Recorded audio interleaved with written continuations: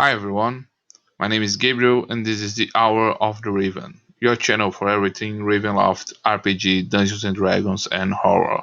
Today we are going to take a little break from our explorations to talk about the Mist Hunters, a series of adventures from the Adventurers League, focused on the new Ravenloft campaign setting, and which presents an in-continuity solution to many divergences between the classic setting of Ravenloft and the version presented in the 5th edition of Dungeons and Dragons.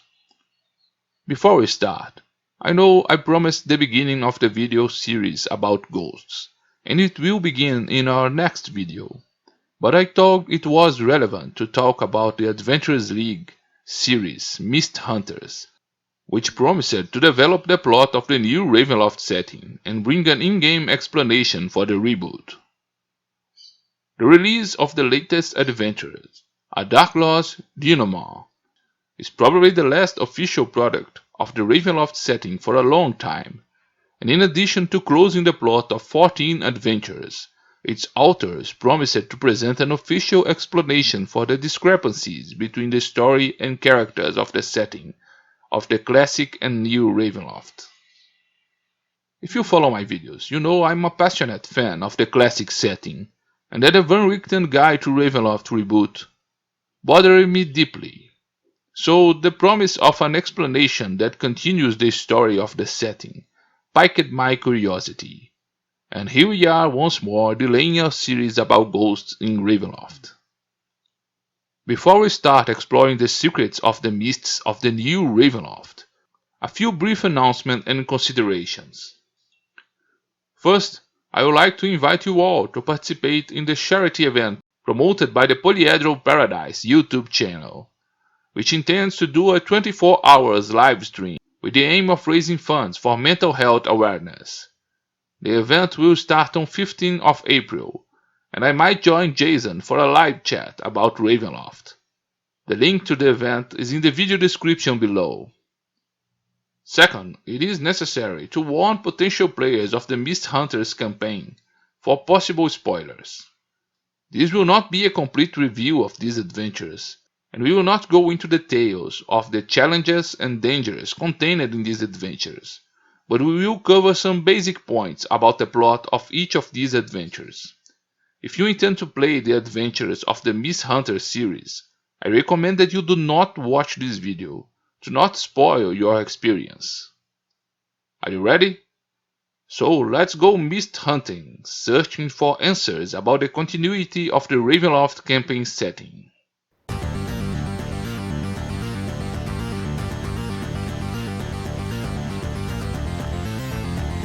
Hour of the Raven.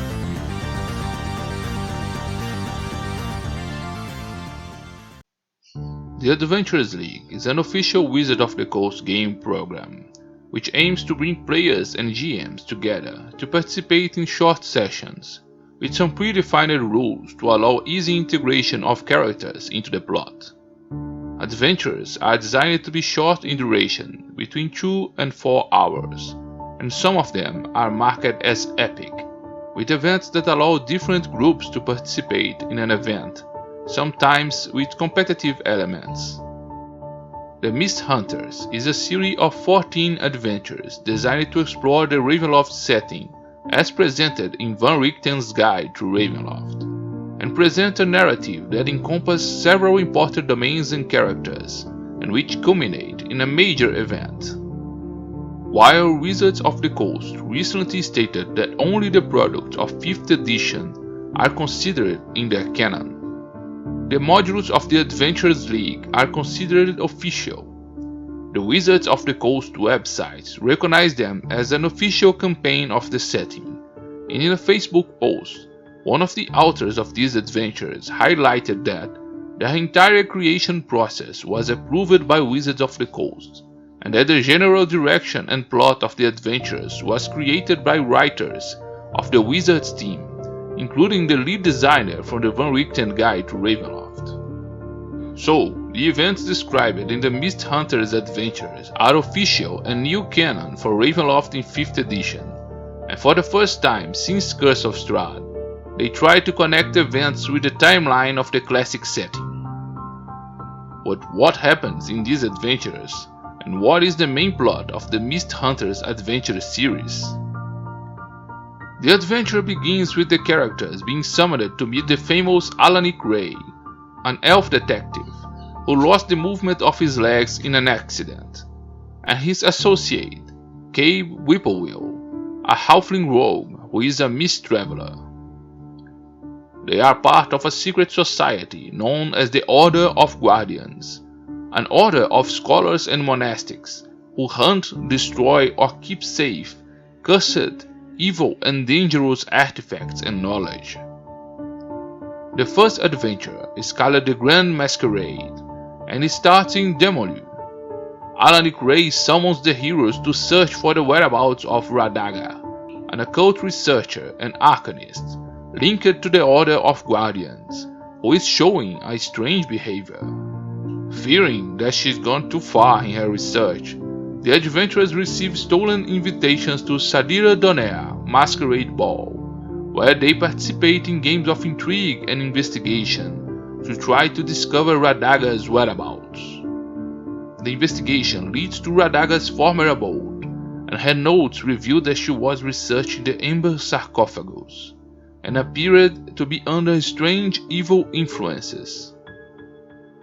The second adventure, called The Final Curtain, takes adventurers to the domain of Kartakas, to the village of Amherst, close to Radaga's homeland. The adventurers arrive at the village, known for its theater school, during a traditional collective theatrical performance of all the city inhabitants, and which take place over a course of a few days. However, strange murders are taking place, and the adventurers must unravel the culprit as they are forced to participate in this strange theatrical play. The adventurers discover one of Radaga's hideouts, but she is no longer there. Her notes reveal that she was researching ancient evil gods and the echoes of their power, called vestiges. The adventurers once again travel through the mists, always with the help of the halfling Cabe. They are informed by Alanic Ray that some of his field agents discovered clues that Radaga was in Falkovnia. The events of the next adventure, Back to the Front, begin with yet another journey that leads the adventurers to Leka in Falkovnia. There, they ask about Radaga's whereabouts, and learn that she is acting as assistant to the arcanist Bjorn Horseman in the town of Morfenzi. The adventurers are forcibly conscripted into a escort mission, bringing supplies to the city of Morfenzi, and arrive in the city on the eve of an attack by the undead horde. They find Radaga acting as assistants to the arcanist Bjorn Horseman in his experiments to create the Primal Serum, a substance that turns soldiers into lycanthrope beasts. She has few memories of the recent past, and agreed to travel with the adventurers back to Demolu, provided they survive the horrors of the undead horde's attack. After surviving the horrors of Falkovnia, they return to Demolu. The next two adventurers, the Umber Dirge and the Umber Secret, takes the adventurers to the domain of Harakia. Radaga was recently possessed by an evil entity and has no memories of this period. After an hypnosis session, she reveals only a few loose words: the White Oasis, the Ember Temple, and the Apparatus. Alanic Ray dispatches a group of his agents to Barovia to investigate the Umber Temple, and sends the group of adventurers to Harakia to investigate the White Oasis. After another trip to the Mists, they arrive at the White Oasis, and at a small community of patients with grave illness, who wash their sins in the holy water of the oasis, while they await death and the afterlife. However, a sinister presence is attacking the villagers, and people are disappearing in the middle of the night, attracted by sounds of a strange piper.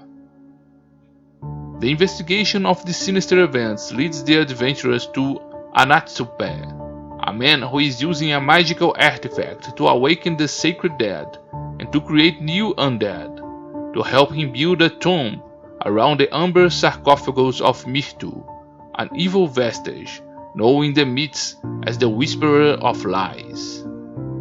After these strange revelations and contact with ancient evil forces, the adventurers return to Demoliu. In the next adventures, Unexpected Hospitality and the Amber Reclamation, Alanic Ray reveals that the party that traveled to Barovia to explore the Amber Temple has not returned or sent word of their progress, and the adventurers are sent to Barovia to discover their whereabouts. Their investigations revealed that part of the group was devoured by werewolves, but that one of their members, a ranger who showed recent strange behavior, survived the attack and continued alone to the Ember Temple. The adventurers' presence does not go unnoticed in Barovia, and they receive the hospitality and help of Count Strahd, who is interested in their discoveries. In the Ember Temple, they find the Lich Exetanter, who suffer from memory loss, and discover that the surviving ranger Shalit, who is possessed by an evil entity, was studying dark vestiges that were buried in the temple. After confronting the ranger, they discover a journal with notes of his research, which mentions an artifact called the Urn of Dreams, and a powerful dark vestige called the Scion of Darkness. The next adventures are the City of Dreams and the Palace of Bones, and after new discoveries made by Alanic Ray, the adventurers are sent through the mists to the domain of Ikat. In an ever-changing city haunted by countless horrors, adventurers must find a way to enter the Palace of Bones and find the Urn of Dreams. In addition to the horrors of this place, they have to race against time, as a woman named Vyra, that is also possessed by the same entity that took Radaga and the ranger Shalit, is also in the palace, in search of the same artifact. After escaping from Ikat, the adventurers return to Demoliu, where they are given a new quest. In the adventures The Deadliest Game and the Scion of Darkness, adventurers are sent through the mist to Valakan to research the dark vestige known as the Scion of Darkness. Upon arriving in Valakan, however, the adventurers attract the attention of Shakuna, the Dark Lord, and are forced to participate in a deadly competition known as the Trial of Hearts. In this dispute, 3 different groups are thrown into the jungle in a race to a final destination, while Shakuna chases them through the jungle. Only the winners will be allowed to survive and leave Valakan. After facing other groups, among them one that had another individual possessed by the evil force that had occupied the body of Hadaga and others, they finally win the Trial of Hearts, face a guardian monster, and retrieve the amber sarcophagus of the Scion of Darkness. Back in Demoli, while the amber sarcophagus is being studied, the adventurers are given a new quest. In the adventure Calling Upon the Dead, the heroes go to the domain of Morden to obtain the Hoard of Hotras, an essential artifact for the use of the apparatus, a strange machine that was used in Morden in the past. With the help of the twin sisters Laurie and Jennifer Weathermay, the characters participate in a seance. Using the spirits of adventurers that were summoned to the seance, they head to the house of the Griffin Hill, where they must obtain the Hoard of Hotras from the arrogant ghost of Lord Wilfred Godfroy. On their way back to Hitterhouse with this artifact, they must defend the item from a false cleric, possessed by an evil entity that wants to steal the artifact. After gathering all these items, Alanic Ray begins to develop his thesis on who was responsible for these sinister events, and all evidence points to the missing ruler of Darkon, Azalin Rex. The events of the adventure Beneath a New Star takes the adventurers to Darkon, on the outskirts of the ruined Castle Avernus, that was destroyed by strong mystical energies in the event known as the Hour of Ascension. Now, Over the castle shone a strange star in the sky, known as the King's Tear, and the domain is being slowly devoured by the mists, known as the Shroud. The adventurers explore the ruins of Castle Avernus and encounter the ghost of Eric Zalohan, the son of Azalin, as well as other former allies of the Dark Lord, looking for clues to his plans. After meeting Ebashid, the Shadow Dragon who was one of his main allies, they discover that Azalin was the one responsible for the Hour of Ascension, who is destroying Darkon, and had a grand plan to recreate the apparatus and use the Urn of Dreams and Dark Vestiges to ascend to a status of a god and escape the Demiplane of Dread. The final adventurers in the series, a Dark Lord's denouement, puts all adventurers in a desperate attempt to stop Azalin Rex from completing his plan. The star above Darkon glows with a red light, a sign that Azalin is about to complete his plans to ascend to godhood and escape the Demiplane of Dread. If he succeeds, Darkon's shroud of mist will consume the entire domain, and his lands will cease to exist, killing all who inhabit the domain. Adventurers fly to the red star known as the King's Tear with the help of the dragon Ebashid. The star is actually a huge amber structure, and adventurers who touch its surface are sucked inside the sphere of amber. Once inside the King's Tear, they face a labyrinth of different illusory dimensions, which represent memories of Azalin Rex, until they reach the center of the star, where they must stop Azalin from completing his plan and using the apparatus to ascend to godhood and escape the Demiplane of Dread. In the end, the King's Tear begins to fall from the skies, and the adventurers face a desperate run to escape with their lives. Without going into details about the adventurers, or reviewing them, I will say that they are faithful to the proposal of the new Ravenloft setting, mixing heroic fantasy with elements of horror, and bringing forth a journey that explores the main themes of the domain they explore. After detailing the main plot of the Mist Hunter's adventures, you may be wondering, what is the connection with the classic setting and how it is related to Azalin's final plan? Contrary to what I expected, the final events of the adventures do not naturally provide an explanation or connection with the classic setting, and the connection appears only in a handout, a document that records fragments of Azalin's research. This document is found partially destroyed and contains only incomplete information. It opens with a statement written by Azalin about his research journal, and began to refer to elements of the history of the lore of the classic setting. Azalin mentions his old curse, which prevented him from learning new spells, unless when he was working on the crypt of his son, an element that is taken directly from the novels about Azalin. The following fragment reveals his advancement in his project to create clones, with different genders and appearance, and his intention that they eventually could replace him as a prisoner of the Dark Powers.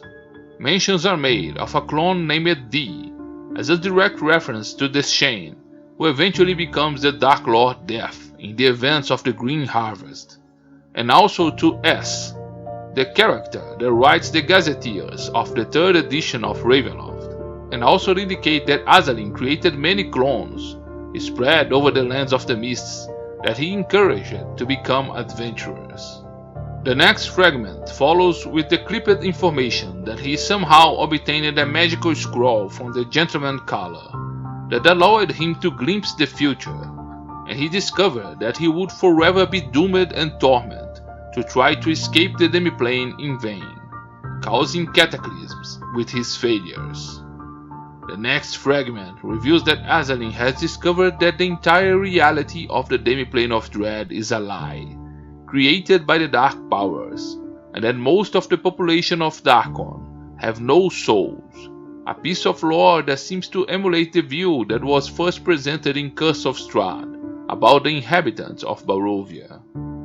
A few short fragments reveal that he discovered something from a book stolen from the Lich Exetunter about the nature of Ozzibus, an entity that was referred to as a dark power in the Van Richten Guide to Ravenloft.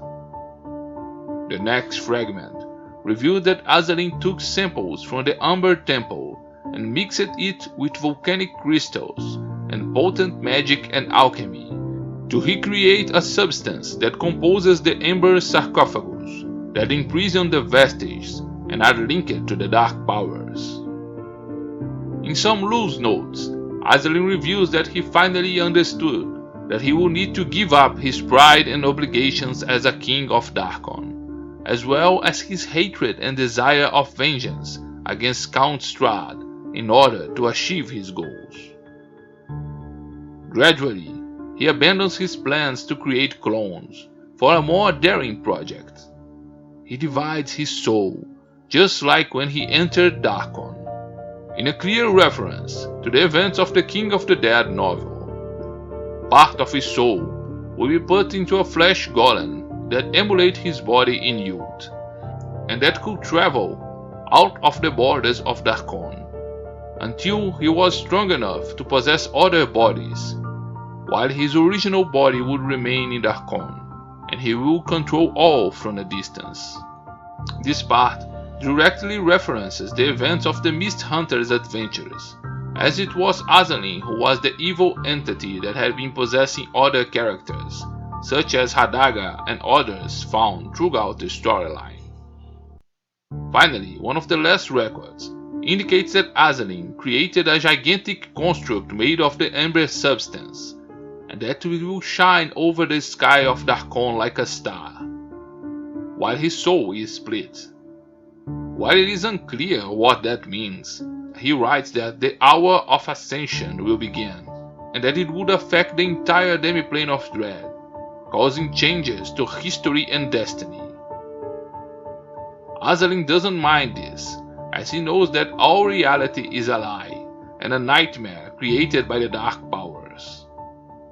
So, this is Wizards of the Coast's official explanation of the events that reshaped the demiplane of Dread, and drastically altered the landscape, characters, and lore. In brief summary, Azalin obtains a scroll from the Gentleman Caller that allows him to see the future, and discovers he is destined for eternal torment in failed attempts and cataclysm to escape this prison of mists. After his Kargat agents steal a Lich Stone from the Amber Temple, he discovers that the inhabitants of Darkon are soulless, and that all reality must be a nightmare created by the dark powers. After experimenting with clones and splitting souls, he managed to obtain samples of the Amber sarcophagus of the vestiges, and creates a huge amber construct that glitters in the sky of Darkon like a star. He then begins the process of trying to ascend to godhood and escape the demiplane of Dread through the Hour of Ascension, which affect all domains and alters history, reality, and destiny. I have many reservations about the ideas presented. First, it is a shame that they are presented only as a lost, incomplete fragments, with many holes, and not as a cohesive plot. Second, it bothers me that this version has only been presented now, and not in the Van Richten Guide to Ravenloft. The handout of the last adventure of the Mist Hunter series has no direct relation to the plot of these adventures, and occupy a single page. Since this explanation and plot seems to have been defined since the time of the Van Richten Guide to Ravenloft release, it would be much more reasonable for the book to make a minimum effort of recognizing the previously existing setting and presenting this new line of events in one of 2 extra pages to explain the drastic changes made and give a minimal sense of continuity. Finally, while the explanation is that it was all fault of Azalin's experiments, the idea that everything on the demiplane of Dread is fake and a nightmare reality created by the dark powers doesn't appeal to me. In a broader sense, the discovery, while terrifying, deflate any meaning for heroism in the Land of the Mists. What is the point of heroes risking themselves in the Land of the Mists, facing all these horrors, if nothing around them is real? If the people who populate these lands are nothing but empty and soulless husks? I would like to make it clear that this is just my opinion on the direction given to the setting, and I am not attacking any of the authors of the Mist Hunter series adventures, who are faithful to the new proposal presented by the setting, and the adventures bring interesting elements and challenges to the players. In addition, it remains evident that the authors of these adventures have a lot of knowledge about the classic setting, and seek to bring some elements and reference of classic products to their adventures, which is also commendable. For me, the definition of the nature of the dark powers, the destruction of the core, and the nature of this nightmare reality are critical points, which made it hard for me to accept the new version presented in this edition.